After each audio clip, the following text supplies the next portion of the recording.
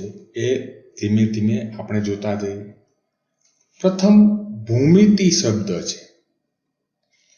ગુજરાતીમાં ભૂમ એટલે પૃથ્વી અને મિતિ એટલે માપવું. પણ ભૂમિતિ માટે જે અંગ્રેજી શબ્દ છે તે અંગ્રેજી શબ્દ છે જીઓમેટ્રી. જો અહીં સ્પેલિંગ પણ આપેલો છે જીઓમેટ્રી, GEOMETRY. આ જીઓમેટ્રી છે એ ભૂમિતિ માટેનો અંગ્રેજી શબ્દ છે. પણ ખરેખર આ શબ્દ અંગ્રેજી પણ નથી. આ જીઓમેટ્રી શબ્દ છે એ ગ્રીક શબ્દ જીઓમેટ્રોન પરથી લેવામાં આવેલો છે. હવે અહીં GEO એટલે પૃથ્વી થાય છે અને મેટ્રોન એટલે કે માપન થાય છે. એનો મતલબ એમ થયો કે જીઓમેટ્રી એટલે પૃથ્વીનું માપન. જો આપણો ગુજરાતી છે એ શબ્દ છે એ કેવો વ્યવસ્થિત છે કે ભૂ એટલે પૃથ્વી અને મિતિ એટલે માપન. જ્યારે અંગ્રેજી શબ્દ છે એ ટૂંક બીજી ભાષા ઉપરથી ઉતરી આવેલો છે. હવે પ્રાચીન સમયમાં ભૂમિતિનો ઉપયોગ છે એ ક્યાં ક્યાં થતો હતો? તો કે કળા, સ્થાપત્ય અને માપનમાં કરવામાં આવતો.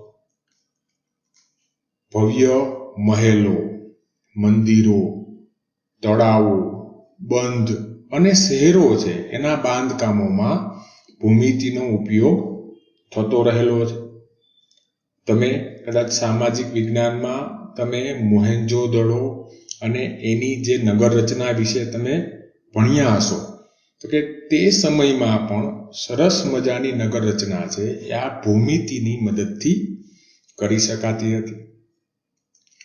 આજે પણ વિવિધ પ્રકારની કળાઓ માટે, ઇજનેરી માટે, એન્જિનિયરિંગમાં, કપડાઓ પર વિવિધ પ્રકારની ડિઝાઇનો વગેરેમાં ભૂમિતિનો ઉપયોગ થાય છે.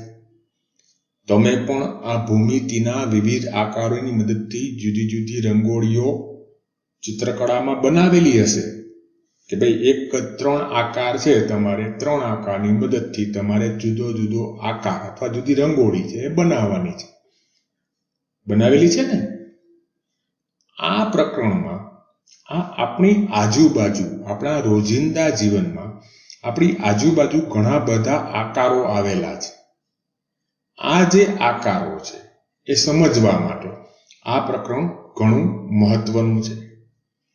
હવે આપણે ભૂમિતિના એક ખ્યાલો છે એ જે છે એ આપણે શરૂ કરીએ.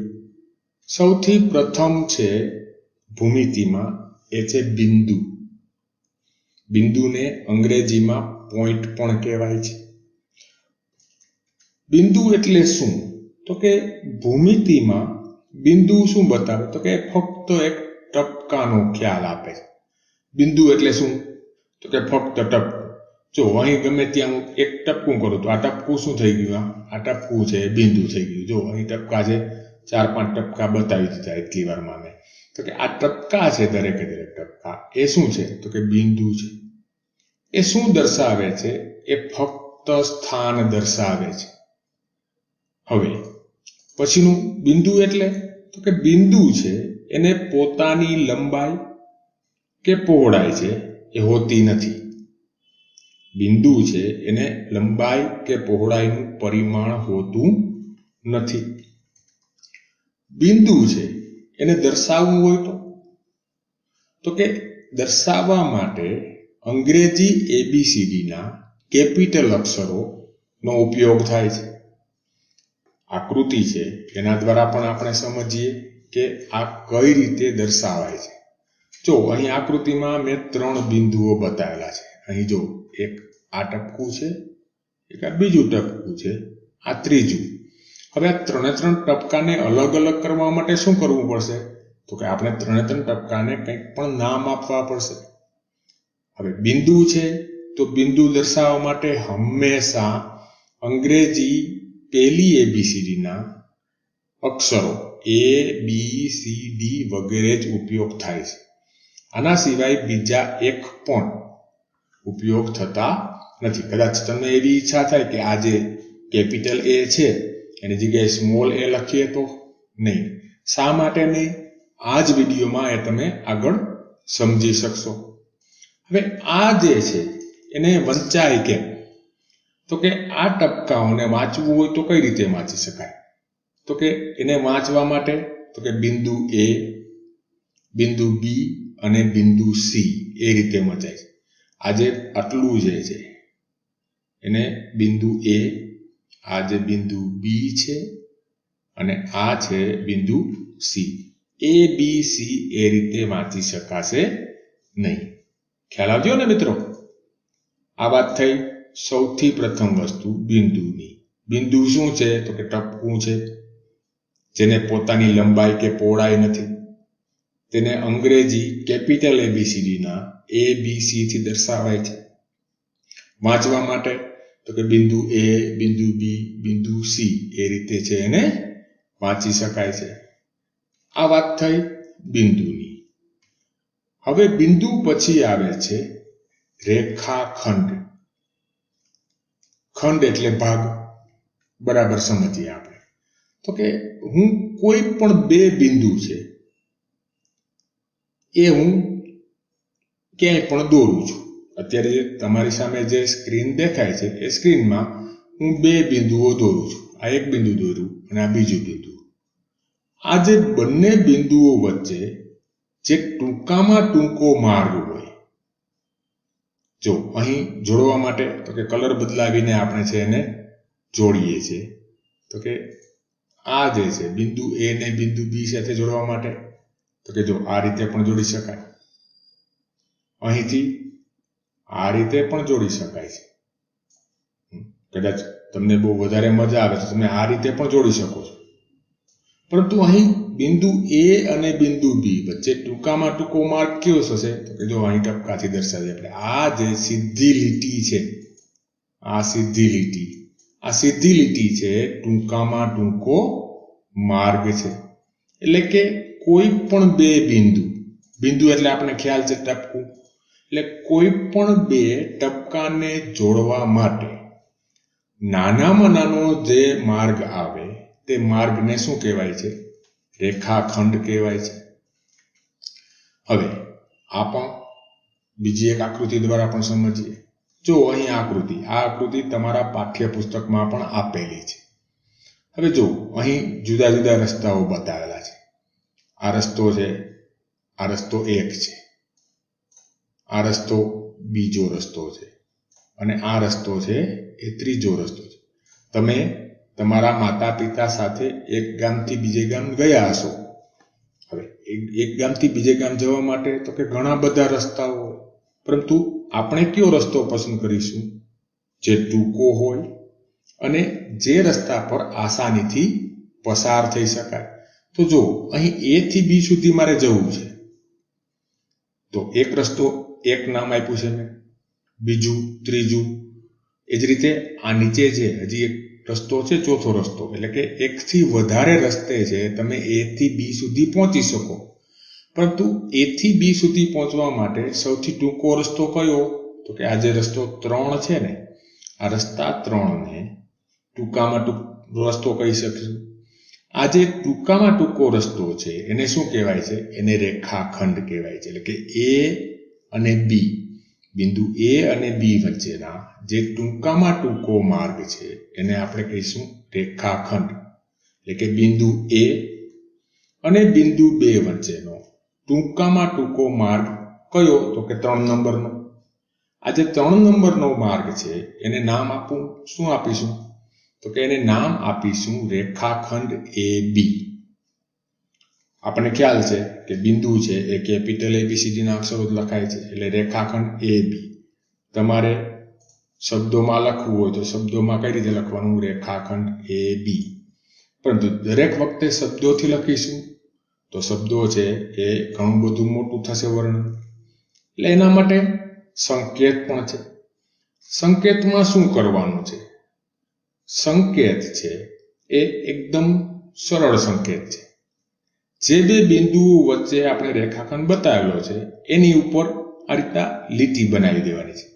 અહીં AB નહીં પરંતુ BA આવશે તો કે જો A થી B સુધી એક માર્ગે જવાય છે, તે જ રીતે B થી A સુધી પણ, એટલે કે અહીં AB નહીં પરંતુ શું આવશે BA.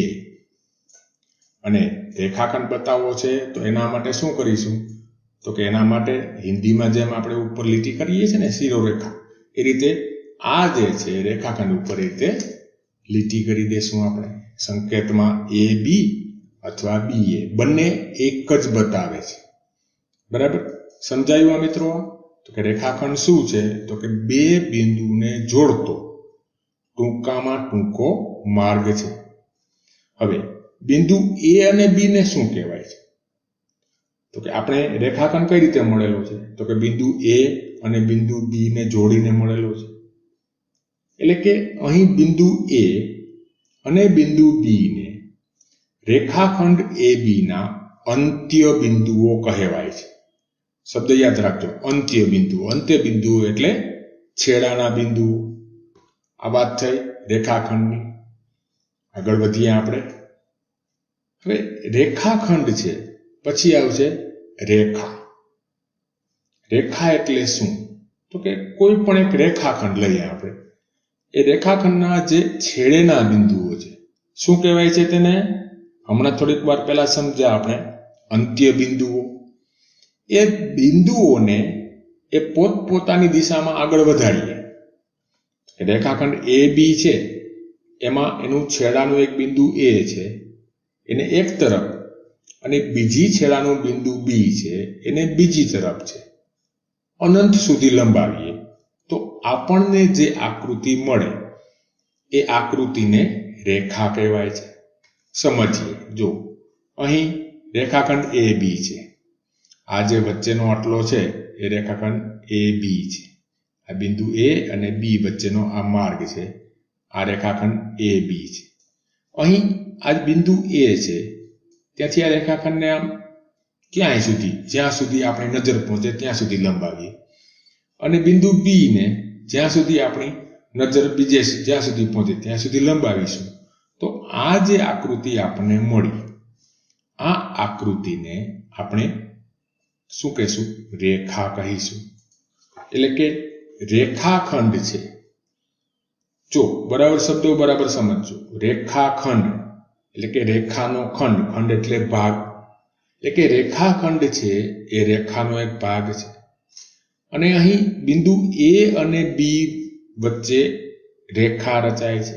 તેને સંકેતમાં, તો કે આ રેખા જેવી દેખાતી છે ને, દેખાય છે ને, એવી જ આપણે સંકેત છે ઉપર AB અથવા તો BA ઉપર આ રીતે બંને બાજુ તીરવાળું નિશાન છે આપણે કરી દેવાનું છે.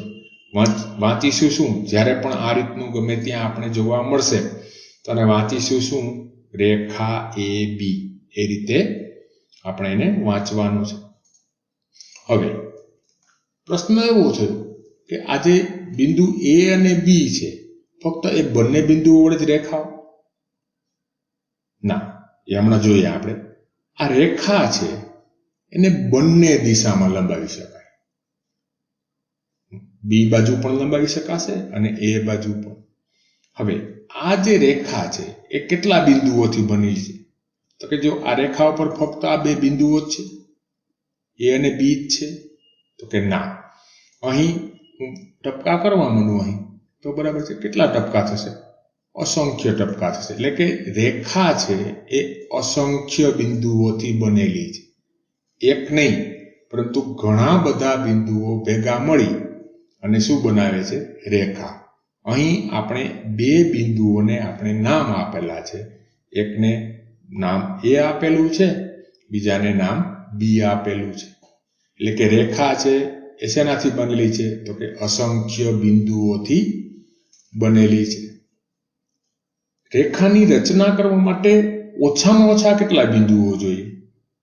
તો કે રેખાની રચના કરવા માટે ઓછામાં ઓછા બે બિંદુઓ જોઈએ. એટલે કે કોઈ પણ બે બિંદુઓ ભેગા મળી અને રેખા બનાવે છે. એટલે રેખા બનાવવા માટે કેટલા બિંદુઓ જોશે? ઓછામાં ઓછા.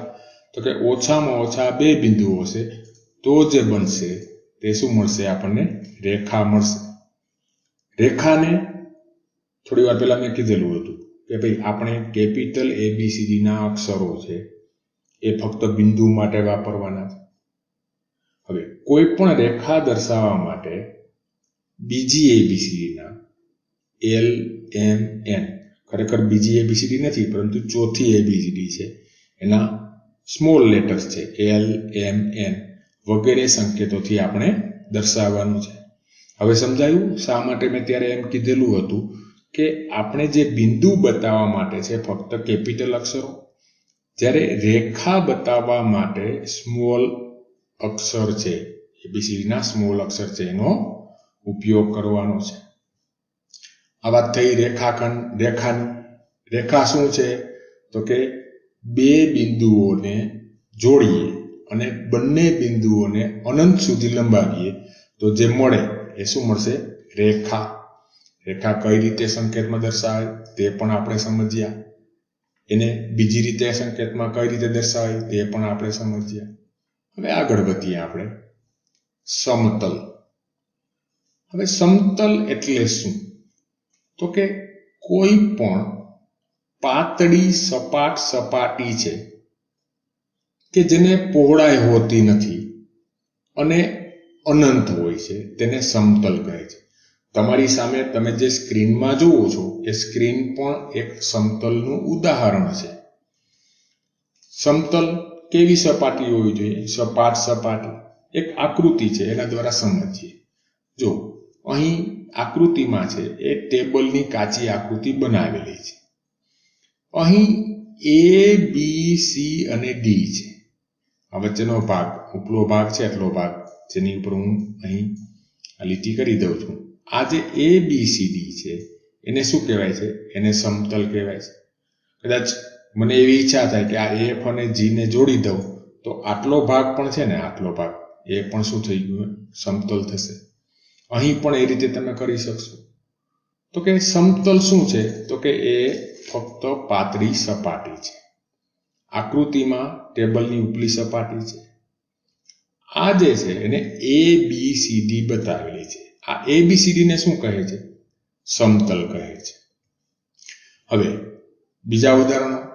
તો કે તમે જે પાઠ્યપુસ્તકમાંથી ભણો છો એ પાઠ્યપુસ્તકનું કોઈ પણ પાનું, નોટબુકનું પાનું, તમે કદાચ સ્લેટ પાટીનો ઉપયોગ કરતા હો તો એ પાટી, આ બધા છે તમે જે વર્ગખંડમાં ભણો છો એ વર્ગખંડનો કાળું પાટિયું, બ્લેકબોર્ડ. હવે તો જો કે બહુ ઓછી સ્કૂલોમાં કાળા પાટિયા રહ્યા છે, એની જગ્યાએ ગ્રીન બોર્ડ છે. અથવા તો તમે સ્માર્ટ બોર્ડમાં ભણતા હોય તો વ્હાઇટ બોર્ડ. આ બધા છે એ શેના ઉદાહરણો છે? સમતલના ઉદાહરણો છે. હવે આ સમતલમાં કેટલા બિંદુઓ રહી શકે? તો કે સમતલમાં અસંખ્ય બિંદુઓ રહી શકશે. એક નહીં પરંતુ ઘણા બધા બિંદુઓ રહી શકશે. આગળ વધીએ આપણે. છેદતી રેખાઓ. હવે રેખા અનંત સુધી લંબાય છે. ક્યારેક તો એવું થાય કે કોઈ પણ બે રેખાઓ ક્યાંક ભેગી થશે. તો કે જો બે રેખાઓને એક સામાન્ય બિંદુ હોય તો તે રેખાઓને છેદતી રેખાઓ કહે છે. આ વ્યાખ્યા છે બરાબર સમજીએ એના માટે આપણે આકૃતિ દોરવી પડશે. એક વસ્તુ યાદ રાખજો કે ભૂમિતિમાં કાચી આકૃતિ છે એ બને ત્યાં સુધી દોરી અને કોઈ પણ પ્રશ્ન ઉકેલવાનો પ્રયત્ન કરવાનો. જો અહીં મેં બે રેખાઓ બતાવેલી છે, રેખા L1 અને રેખા L2. આ બંને છે, આ વચ્ચે એક જે બિંદુ છે ને, નામ શું આપેલું છે? બિંદુ P. ત્યાં ભેગી થાય છે. તો કે આવી જે ભેગી થાય છે રેખાઓ, આવી રેખાઓને શું કહેવાય છે? આવી રેખાઓને છેદતી રેખાઓ કહેવાય છે. અહીં રેખા L1 અને રેખા L2 છે એ બિંદુ P છે એમાંથી પસાર થશે. અથવા તો બીજા શબ્દોમાં કહીશું તો જ્યાંથી બે રેખાઓ જે બિંદુમાંથી પસાર થાય તે બિંદુને તે બે રેખાઓનું છેદ બિંદુ કહેવાય છે. શબ્દ યાદ રાખજો. જ્યાં કોઈ પણ બે રેખા ભેગી થાય જે એક બિંદુમાં, એ બિંદુને તે બે રેખાઓનું છેદ બિંદુ કહેવાય છે. હવે આવી છેદતી રેખાઓનું ઉદાહરણ તો કે જો તમારી પાસે તમે નોટબુક છે, તો એનું જે પાનું છે એની પાસેની જે ધાર છે ને એ જે પણ 4 રસ્તા ભેગા થાય, અંગ્રેજીનો મૂળાક્ષર x, આ તમામ છે એ છેદતી રેખાઓના ઉદાહરણો છે. આ વાત થઈ છેદતી રેખાઓની, જે એકબીજીને ક્યાંક ને ક્યાંક છે એ છેદે છે. ત્યારબાદ છે સમાંતર રેખાઓ. હવે છેદતી રેખાઓમાં શું હતું?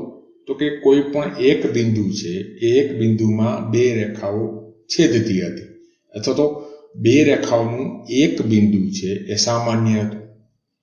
હવે જે રેખાઓ ક્યારેય એકબીજીને મળતી નથી, એટલે કે એકબીજીને છેદતી નથી, તેને શું કહેવાય છે? સમાંતર રેખાઓ કહેવાય છે. જો એક સાદી આકૃતિ દ્વારા સમજીએ. ફરીથી પાછું જે ટેબલ વાળું છે, અહીં ટેબલ છે તો ટેબલની આ ધાર છે એ બી ધાર છે, આ ધાર એ બી, અને આ બીજી ધાર કઈ? તો કે CD અથવા DC. તમે કોઈ પણ રીતે બોલી શકશો. CD પણ બોલી શકાય અને DC છે એ પણ તમે બોલી શકશો. આ બંને ધાર છે, એકબીજીને ક્યાંય મળશે ખરી? તો કે નહીં મળે. કે આ રીતના જે પણ રેખાઓ છે, આ રેખાઓને કેવી રેખાઓ કહેવાય છે? સમાંતર રેખાઓ કહે છે. રેખા AB અને CD છે, એકબીજીને ગમે તેટલી લંબાવીએ પરંતુ ક્યાંય પણ મળશે નહીં, એટલે કે એની વચ્ચે એક પણ બિંદુ સામાન્ય આવશે નહીં. એટલે કે રેખા AB અને રેખા CD છે એ કેવી રેખાઓ છે? સમાંતર રેખાઓ છે. સમાંતર રેખાઓ છે એના માટેના બીજા ઉદાહરણો, તમારા કંપાસ બોક્સમાં જે માપપટ્ટી છે એની સામસામેની ધાર ક્યાંય મળે છે? તો કે નથી મળતી.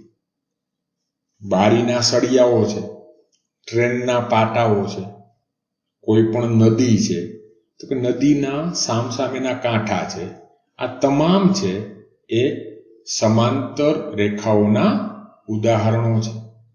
હવે સમાંતર રેખાઓને સંકેતમાં કઈ રીતે દર્શાવાય? તો કે સમાંતર રેખાઓને સંકેતમાં તો કે રેખા AB, ત્યારબાદ શું કરવાનું? તો કે બે ઊભી લીટી બનાવવાની છે. શું બનાવવાનું છે? બે ઊભી લીટી. આ બે ઊભી લીટી શેનું બતાવે છે? તો કે આ બે ઊભી લીટી છે એ સમાંતર બતાવે છે. અને વચાશે કેમ? રેખા AB સમાંતર છે રેખા CD, એમ છે એને વાંચી શકાશે. આ વાત થઈ સમાંતર રેખાની. ત્યારબાદ છે કિરણ. કિરણ શું છે ખરેખર? તો કે કિરણ છે એ રેખાનો એક ભાગ છે કે જે એક બિંદુમાંથી ઉદ્ભવે છે. જે બિંદુમાંથી ઉદ્ભવે છે તેને નામ શું આપેલું છે? ઉદ્ભવ બિંદુ. અને અનંત સુધી એક જ દિશામાં જાય છે. આકૃતિ જોઈએ આપણે તો જો અહીં AP શું છે?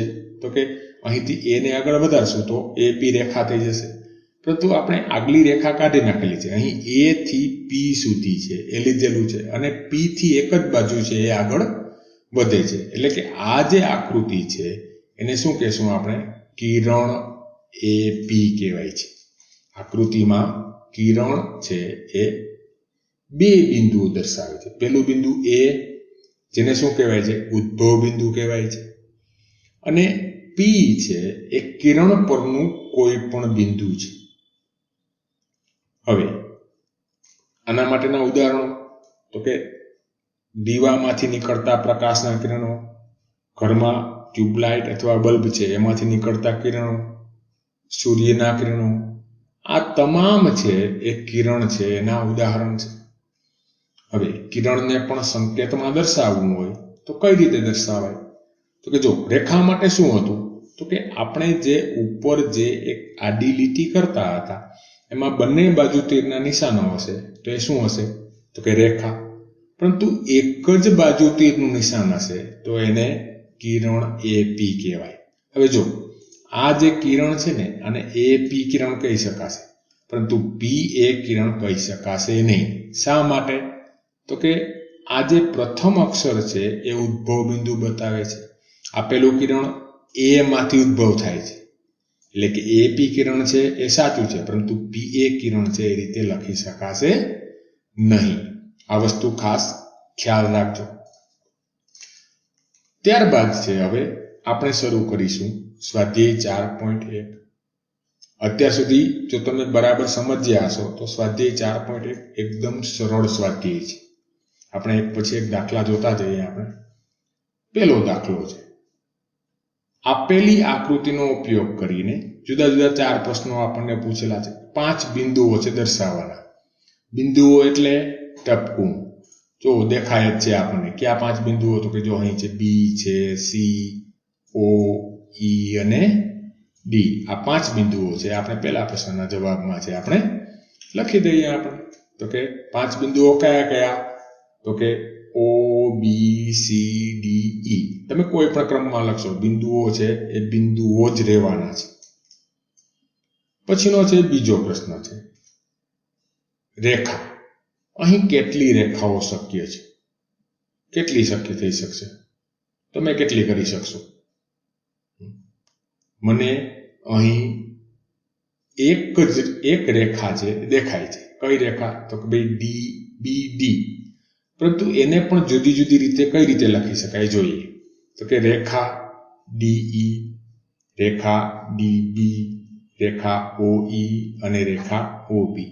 જો આ એક જ રેખા આપણે દર્શાવેલી છે. રેખા બી ડી છે એને કેટલી રીતે દર્શાવેલી છે? તો કે 4 રીતે દર્શાવેલી છે. શા માટે?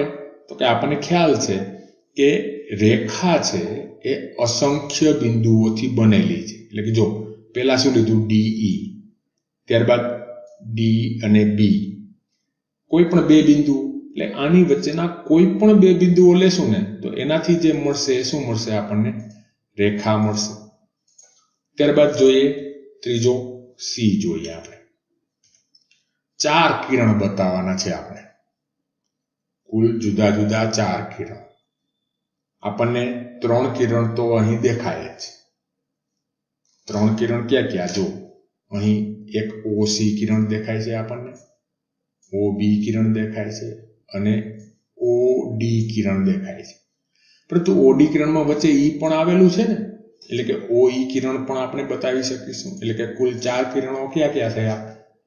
તો કે 4 કિરણ ઓડી, ઓઈ, ઓસી અને ઓબી. હવે અહીં જે છે, અહીં બીજી એક વસ્તુ પણ આપણે સમજતા જઈએ સાથે કે આ જે કિરણ છે ઓડી, ઓડી એટલે આ બાજુનું, પેલી બંગડી વાળી ઓડી નહીં હો, અને ઓબી છે. આ બંને કિરણો છે, આ બંને કિરણો છે એ એક જ રેખા પર આવેલા છે. તો આવા કિરણોને વિરુદ્ધ કિરણો પણ કહેવાય છે.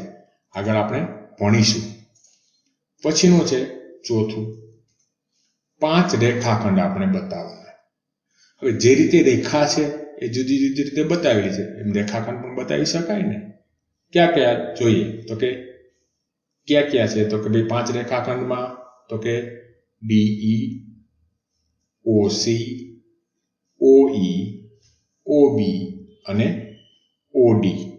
જો કયા કયા બતાવે? તો કે આ પ્રથમ આ જે ડીઈ બતાવેલો છે, ત્યારબાદ ઓસી બતાવેલો છે, ઓઈ બતાવેલો છે, ઓબી બતાવેલો છે અને ઓડી. આ 5 રેખાખંડો થઈ ગયા.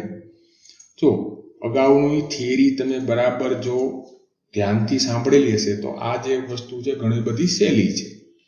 ત્યારબાદ જોઈએ પ્રશ્ન બીજો. આપેલા 4 મૂળાક્ષરમાંથી દરેક વખતે ફક્ત 2 મૂળાક્ષરનો ઉપયોગ કરી અને રેખાના શક્ય તેટલા નામ આપવાના છે. આપણે કહી દીધેલું છે કે શક્ય તેટલા એટલે 12 નામ બનશે. કઈ રીતે બનાવશું નામ જોઈએ, જોતા જઈએ આપણે. તમે બરાબર ધ્યાનથી જોશો તો તમે કોઈ પણ રેખાના તમે ગમે તેટલા નામ છે આપી શકશો. આપણે શરૂઆત કરીશું ક્યાંથી? તો કે આપણે શરૂઆત છે એ પહેલા બિંદુથી કરશું. શક્ય તેટલા નામ આપવાના છે ને આપણે. તો કે પ્રથમ આપણે શરૂઆત અહીં એ થી કરીએ. તો કે એ થી કેટલા રેખાખંડ, કેટલી રેખાઓ બને? એ બી, એસી અને એડી 3 રેખાઓ થઈ. તો કે પેલા એ થી શરૂ થતી રેખાઓ એટલે કે રેખા એ બી, રેખા એ સી અને રેખા એ ડી. હવે એ જ રીતે છે એ બી થી શરૂઆત કરીશું એટલે બી સી બી ડી અને આ બાજુ પણ આવી શકાય ને, રેખા તો ગમે તે બાજુ લંબાવી શકાય એટલે કે બી સી બી ડી અને બીઈ એટલે કે રેખા બી સી, રેખા બી ડી અને રેખા બી એ. રેખા બી એ અને રેખા એ બી બંને એક જ છે, પણ આપણે જુદી જુદી રીતે નામ આપેલા છે. હવે તમને ખ્યાલ આવી ગયો કે એ રીતે નામ આપવાના છે. હવે પછીનો મૂળાક્ષર કયો લેશું આપણે? તો કે હવે પછીનો મૂળાક્ષર છે સી લેશું એટલે કે સી ડી, આ બાજુ સી ડી અને આ બાજુ સી બી અને સી એ એટલે કે મૂળાક્ષર સી પરથી 3 નામ મળશે આપણને, સી ડી, સી એ અને સી બી. છેલ્લો મૂળાક્ષર વધેલો છે, એક જ બાજુ જોવાનું છે આપણે, ડી એટલે કે ડી સી, ડી બી અને ડી એ. કેવી રમત વસ્તુ છે ને, મજા આવે છે ને. અહીં 4 જ મૂળાક્ષર આપેલા છે, તો 4 થી વધારે મૂળાક્ષર આપેલા હોય તો પણ તમે છે નામ આપી શકશો. હવે જોઈએ પ્રશ્ન 3. આપણને આકૃતિ આપેલી છે, આકૃતિ પરથી પ્રશ્નોના જવાબ આપવાના છે આપણે. પહેલું પ્રશ્ન એવો છે કે ઈ બિંદુને સમાવતી રેખા કેટલી? જેમાં બિંદુ ઈ છે એવી રેખાઓ કેટલી? શું થશે? તો કે એક તો રેખા આ ઈ એફ રેખા છે એમાં બિંદુ ઈ છે અને બીજી એ ઈ છે. જો આ ત્રીજી જે છે એમાં બિંદુ ઈ છે નહીં એટલે કે 2 રેખાઓ મળશે. કઈ રેખાઓ મળશે આપણને? રેખા એ ઈ અને રેખા એફ ઈ. જો ત્રીજી રેખા દેખાય છે આપણને ઓસી અથવા તો સીઓ, પરંતુ તેમાં બિંદુ ઈ નથી એટલે બતાવી શકીશું નહીં. બીજો પ્રશ્ન છે એ બિંદુમાંથી કેટલી રેખાઓ પસાર થાય છે? બિંદુ એ છે, અહીં જે બિંદુ એ આપણને બતાવેલું છે, બિંદુ એ માંથી કેટલી રેખાઓ પસાર થાય? કેટલી પસાર થાય છે? તો કે એક પણ નહીં. કહી શકાશે એક પણ નહીં. એ બી, એ ડી, એ ઈ આ તમામ રેખાઓ છે. અહીં મેં 2 જ બતાવેલી છે, પરંતુ જો એ બી રેખામાં બિંદુ એ છે, એ ડી રેખામાં પણ બિંદુ એ છે અને એ ઈ રેખામાં પણ બિંદુ એ છે. એટલે કે આ 4 ખરેખર રેખા એક જ છે, પરંતુ નામ એને અલગ અલગ આપેલા છે. ત્રીજું જોઈએ, સી જોઈએ. ઓ બિંદુ જેમાં છે તેવી રેખા કઈ? તો કે જો ઓ બિંદુ કેમાં છે? તો કે ઓ બી માં પણ છે અને ઓ સી માં પણ છે. એટલે કે આપણને શું મળે જવાબ? CO અથવા OC. ચોથો પ્રશ્ન છે એકબીજીને છેદતી હોય તેવી રેખાની 2 જોડ આપવાની છે. 2 જોડી આપવાની છે કે જે એકબીજાને છેદે છે. જો કઈ રેખાઓ છેદે છે? જે છેદ બિંદુ છે ને એને આપણે વર્તુળથી બતાવીએ. જો બિંદુ બી છે, છેદ બિંદુ છે. કઈ 2 રેખામાં છે? એ 2 રેખાના નામ લખી નાખીશું. એ જ રીતે બિંદુ ઈ છે, એ કઈ 2 રેખા છેદે છે એના આપણે નામ આપી દઈશું. એટલે કે 2 જોડ થઈ ગઈ. 2 જોડ એટલે 4 રેખાઓ. પ્રથમ AD CO, AD અને CO અને બીજી AE અને FE. આ જે બંને જોડ છે એકબીજીને છેદે છે એટલે કે બંને રેખાઓમાં એક બિંદુ છે સામાન્ય છે. ત્યારબાદ જોઈએ પ્રશ્ન 4. આપણને પ્રશ્ન એવો આપેલો છે કે એક બિંદુમાંથી કેટલી રેખાઓ પસાર થાય? તો કે એક બિંદુ છે, કેટલી રેખાઓ પસાર થશે? તો કે કોઈ પણ બિંદુ હોય તો બિંદુમાંથી અસંખ્ય અનંત રેખાઓ પસાર થાય છે. માન્યમાં ન આવતું હોય તો નીચે આકૃતિ જરાક જોઈ લઈએ આપણે. જો અહીં બિંદુ એ આપેલું છે. આપણી અહીં મર્યાદા છે કે અહીં મેં તમને આકૃતિમાં થોડીક જ રેખાઓ બતાવી છે. એ સિવાયની રેખાઓ જે આપણે જોઈ ન શકીએ, ગણી ન શકીએ એવી તો કેટલી હશે? એટલે કે કોઈ પણ બિંદુ, એક પણ બિંદુ હશે એમાંથી હંમેશા અનંત રેખાઓ પસાર થાય છે. બીજો પ્રશ્ન એવો આપેલો છે કે બે બિંદુમાંથી કેટલી રેખાઓ પસાર થાય? બે બિંદુ, એક બિંદુમાંથી કેટલી પસાર થાય? અસંખ્ય. તો બે બિંદુમાંથી, તો કે તમે કહી શકશો કે એક બિંદુમાંથી અસંખ્ય, તો બે બિંદુમાંથી અસંખ્ય ગુણ્યા બે. પરંતુ એના કરતા જવાબ છે એ થોડોક અલગ છે. કોઈ પણ બે બિંદુ લઈએ તો બે બિંદુમાંથી ફક્ત અને ફક્ત એક જ રેખા પસાર થાય છે. એકથી વધારે રેખા બે બિંદુમાંથી પસાર થઈ શકતી નથી. જો બિંદુ A અહીં આપેલું છે અને બિંદુ B આપેલું છે. આમાંથી રેખા આ જો બિંદુ A માંથી અસંખ્ય રેખાઓ પસાર થાય, બિંદુ B માંથી પણ અસંખ્ય થાય, પરંતુ આ બંને બિંદુમાંથી પસાર થતી રેખા કેટલી? તો કે એક જ હશે. એકથી વધારે રેખા છે એ બે બિંદુમાંથી પસાર થઈ શકે નહીં. બરાબર. પછીનો જોઈએ, પાંચમો પ્રશ્ન. કાચી આકૃતિઓ દોરવાની છે. બિંદુ P છે એ રેખાખંડ AB પર છે. આકૃતિ જોઈ લઈએ એટલે ખ્યાલ આવી જશે. અહીં વધારે વિશેષ સમજાવવાની જરૂર નથી, ફક્ત આકૃતિ જોતા જશું એટલે આપણે ખ્યાલ આવી જશે. કાચી આકૃતિ દોરવાની છે એટલે કે કાચી આકૃતિ, અને ભૂમિતિમાં જે પણ આકૃતિ દોરો એ આકૃતિ હંમેશા ફૂટપટ્ટી અને પેન્સિલની મદદથી જ દોરવાની, પેન નહીં વાપરવાની. રેખા XY અને રેખા PQ બિંદુ M માં છેદે છે, એટલે કે બે રેખા દોરવાની છે, અને બે રેખા છે એ જ્યાં એકબીજાને મળે તે બિંદુને નામ શું આપીશું? બિંદુ M. પછીનું છે C છે. રેખા L પર E અને F બિંદુ છે પણ બિંદુ D નથી. આપણે રેખા L દોરીશું, એની ઉપર બે બિંદુઓ બતાવીશું, E અને F, અને D બિંદુ ક્યાં બતાવીશું? રેખાની ઉપર અથવા રેખાની નીચે. એ બિંદુ છે એ રેખા પર નથી. પછીનો છે રેખા OP અને રેખા OQ બિંદુ O માં મળે છે. અહીં જે B જે કરેલું છે ને રેખા XY ને PQ જેવું, એ જ રીતના છે. આનો ઉકેલ એમ મળશે, પણ એક બિંદુમાં મળે છે, એટલે કે બિંદુ એક OP અને OQ. આ બંનેના જો અહીં જે બિંદુ છે એક સમાન બેનમાં આપેલા છે. અહીં સમાન બિંદુ હતું નહીં, પરંતુ અલગ બિંદુ હતું. આ થયો પ્રશ્ન 5મો. હવે જોઈએ છેલ્લો અને છઠ્ઠો પ્રશ્ન. નીચે છે એ રેખાખંડ MN ની આકૃતિ આપેલી છે. આ આકૃતિને આધારે વિધાનો આપેલા છે. આ વિધાનો સાચા છે કે ખોટા તે આપણે જણાવવાનું છે. પેલું વિધાન એવું આપેલું છે, Q, M, O, N અને P એ રેખા MN પર છે. સાચું કે ખોટું? પ્રશ્ન એવો થશે કે ભાઈ આ O છે ને એ M પછી આવે છે, એ જ રીતે N ને P છે એના પછી, તો કે અહીં G પણ આવે છે. તો કે શું આ બધા બિંદુઓ રેખા પર હશે? તો કે આ હશે. શા માટે? તો કે આપણને ખ્યાલ છે કે કોઈ પણ રેખા છે એ બંને બાજુ અનંત સુધી વિસ્તરેલી છે, એટલે કે વિધાન છે કેવું છે? સાચું વિધાન છે. બીજું વિધાન છે M, O અને N.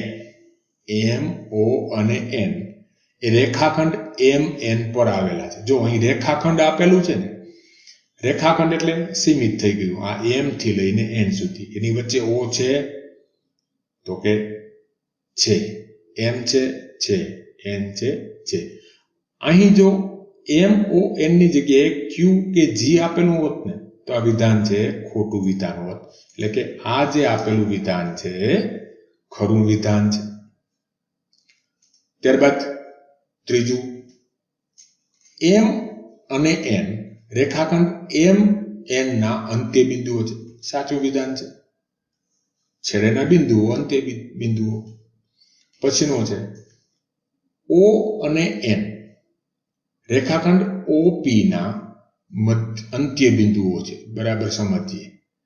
બિંદુ O અને બિંદુ P, O અને N એ રેખાખંડ OP, OPL, QMNO P, અહીં G નહીં પણ શું આવશે? અહીં P. આના અંત્ય બિંદુઓ છે, છેડાના બિંદુઓ છે? તો કે ના, અહીં P છે એ તો O થી N થી આગળ વધે છે, એટલે કે આ વિધાન છે કેવું છે? વિધાન ખોટું વિધાન છે. પછીનું જોઈએ, બિંદુ M એ OQ નું એક અંત્ય બિંદુ છે. બિંદુ M જોઈએ, બિંદુ M એ OQ નું છેડેનું બિંદુ છે? તો કે નથી, એટલે વિધાન કેવું થશે? ખોટું વિધાન થશે. પછીનું જોઈએ F. બિંદુ M એ કિરણ QP પરનું બિંદુ છે. Q બિંદુ આપેલું છે આપણને, બિંદુ M છે, અને કીધેલું શું છે? તો કે એ QP બિંદુ M છે એ Q પર P પરનું બિંદુ છે? તો કે હા છે, ખરું વિધાન છે. પછીનું જોઈએ, OP અને QP કિરણ આ બંને ભિન્ન છે. OP અને QP ભિન્ન છે. કેવું વિધાન છે? તો કે ખરું વિધાન છે, કેમ કે બંને છે એના ઉદ્ભવ બિંદુઓ છે, અલગ અલગ છે. કિરણ OP એ OM ને સમાન છે. ખરું વિધાન છે. શા માટે? તો કે બંનેનું ઉદ્ભવ બિંદુ એક છે. કિરણ છે અનંત સુધી વિસ્તરે છે, એટલે કે ગમે તેટલા બિંદુઓ તમે લઈ શકો. OM એ OP નું વિરુદ્ધ કિરણ નથી. કેવું વિધાન છે? ખોટું વિધાન છે. પછીનું છે, O એ કિરણ OP નું ઉદ્ભવ બિંદુ નથી. ખોટું વિધાન છે, કેમ કે પ્રથમ જે અક્ષર હશે એ હંમેશા શું હશે? ઉદ્ભવ બિંદુ. પછીનું છે, બિંદુ N એ કિરણ NP અને NM નું ઉદ્ભવ બિંદુ છે. તો કે ખરું વિધાન છે. પહેલો અક્ષર છે એ શું હશે? હંમેશા કિરણમાં ઉદ્ભવ બિંદુ હશે. આ થયા બધા દાખલા.